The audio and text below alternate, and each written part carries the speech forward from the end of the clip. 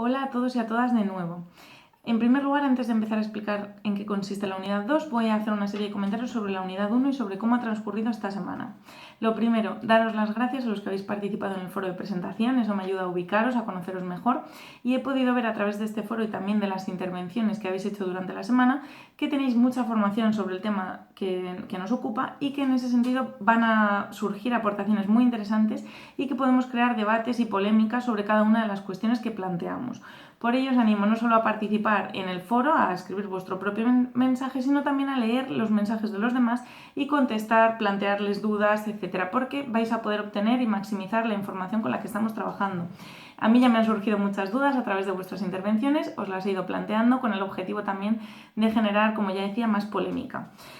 En cuanto a los temas que han surgido, que han presentado mayor interés esta semana, decir por una parte, en cuanto a las etiquetas, que voy a subir a la unidad 1, donde tenéis la información complementaria, un artículo sobre el efecto Pygmalion y sobre cómo les afectan a los adolescentes estas etiquetas, que hasta ahora hemos hablado de que estas etiquetas pueden afectarles negativamente, pero vais a ver cómo en este artículo vais a ver cómo a través de las etiquetas se puede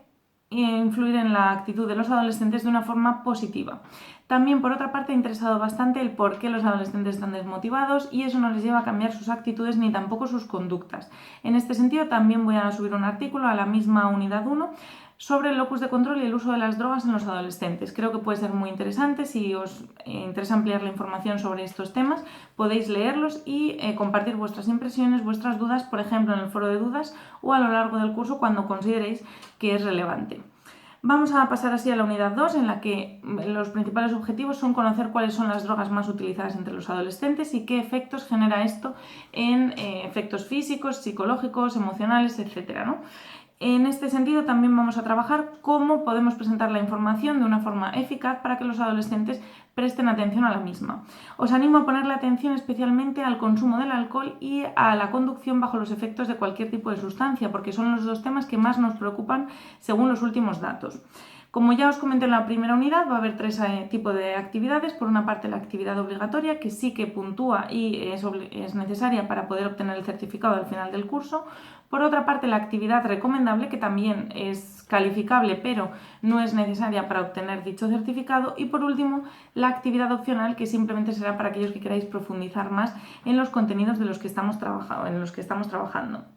En primer lugar, respecto a la tarea obligatoria, en este caso va a consistir en visualizar 3 recursos interactivos de la exposición que tenéis adjunta, en la exposición de Educaisa, sobre el consumo de drogas. Y en este sentido lo que tenéis que hacer es ver 3 de estos recursos interactivos, hacer un resumen de los mismos y añadir alguna impresión o comentario sobre un recurso que a vosotros os parezca interesante de esta misma exposición o que os parezca el más relevante. Para ello también podréis utilizar el resumen de la unidad y, como ya he dicho, el enlace al museo virtual. También vais a tener un cuestionario de autoevaluación, más bien de aproximación a estos recursos, para ver si habéis aprovechado al máximo el contenido que nos puede proporcionar esta exposición de la Caixa.